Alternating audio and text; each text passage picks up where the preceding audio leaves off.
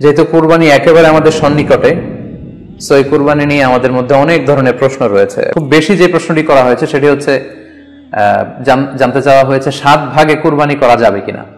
এই ধরনের প্রশ্ন কিন্তু আমরা আগে শুনতাম না।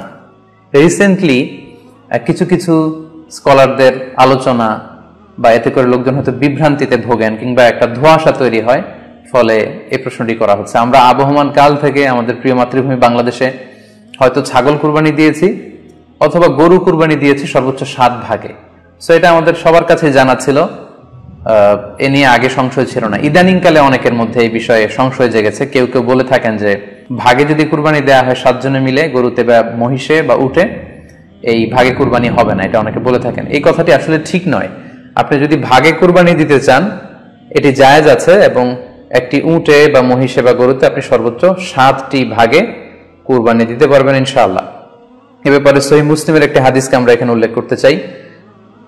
সাইয়েদনা জাবের রাদিয়াল্লাহু তাআলা আনহু থেকে বর্ণিত, তিনি বলেন, ক্বালা হাজাজনা মা রাসূলিল্লাহি সাল্লাল্লাহু আলাইহি ওয়াসাল্লাম, আমরা আল্লাহ রাসূল সাল্লাল্লাহু আলাইহি ওয়াসাল্লামের সাথে হজ করেছি। ফানাহারনাল বাঈরা আন সাবআ, সেখানে আমরা উট কুরবানি দিয়েছি 7 জনের পক্ষ থেকে। ওয়াল বাকারাতা আন সাবআ, আর আমরা সেখানে গরু কুরবানি দিয়েছি 7 জনের পক্ষ থেকে। খুব সুস্পষ্ট, একটি উটে ওনারা 7 জন অংশগ্রহণ করতেন, একটি গরুতে 7 জন অংশগ্রহণ করতেন।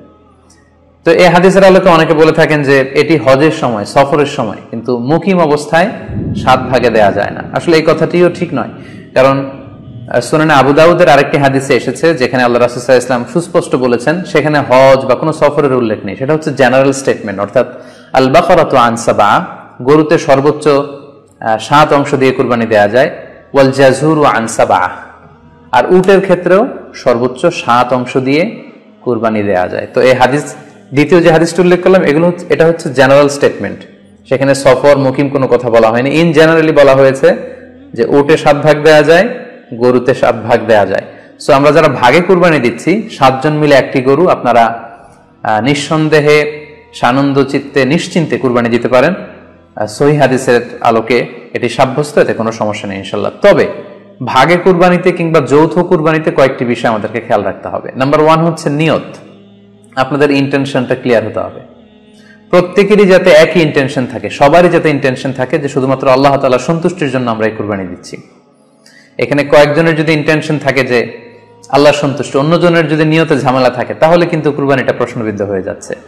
কারণ ইন্নামাল আমালু বিন্নিয়াত, ইয়ানি ইন্নামা সাওয়াবুল আমালি বিন্নিয়াত, সমস্ত কাজের প্রতিদান দেয়া হবে আপনার ইন্টেনশন বা নিয়তের উপর ভিত্তি করে।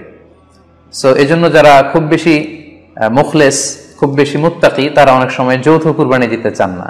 তাদের সামর্থ্য না থাকলে ছোট একটা ছাগল দিয়ে তারা একাকী কুরবানি দিতে চান। এটা safe, he want to be in the safer side. কারণ যৌথ কুরবানি দিতে দিতে যে কার মনে কি চিন্তা, কার মনে কি নিয়ত, আমরা কিন্তু কিছু জানি না। সো যদি যৌথ কুরবানি দেন, কুরবানির আগে সবাইকে এটা কনসার্ন করে দেয়, রিমাইন্ডার দেয়া যে ভাই আমাদের কুরবানিটা হবে শুধুমাত্র কেবলমাত্র আল্লাহ তাআলার সন্তুষ্টির জন্য, অন্য কোনো নিয়ত যেন না থাকে, তাহলে কিন্তু আমাদের কুরবানি বরবাদ হয়ে যাবে। এটা হচ্ছে প্রথম কনসার্ন। 2 নম্বর কনসার্ন হচ্ছে হালাল উপার্জন দিয়ে কুরবানি হতে হবে। যৌথ কুরবানিতে কেউ কেউ যদি এমন থাকে যাদের উপার্জন হালাল না, সেই কুরবানি কিন্তু আল্লাহ তাআলার দরবারে কবুল হবে না। সো এটা খুব গুরুত্বপূর্ণ একটা বিষয়। আরেকটা হচ্ছে লৌকিকতা। লৌকিকতা যদি থাকে তাহলেও কুরবানি কবুল হবে না। যৌথ কুরবানিতে কারো যদি এটা থাকে যে আমার গরুটা সবচেয়ে বড়, আমাদের গরুটা এলাকার সবচেয়ে বড় গরু, এবং সবাইকে বলে বেড়াচ্ছে যে এইবারের গরুটা সবচেয়ে বড় হয়েছে, আমার চেয়ে বড় গরু কেউ দিতে পারে না এই এলাকায়, তো এই জাতীয় যদি লৌকিকতা প্রবণতা কারোর মধ্যে থাকে তাহলেও কিন্তু তার কুরবানি কবুল হবে না। সো যৌথ কুরবানি যদি আপনারা দিতে চান, এই বিষয়গুলো আমাদেরকে খেয়াল রাখতে হবে।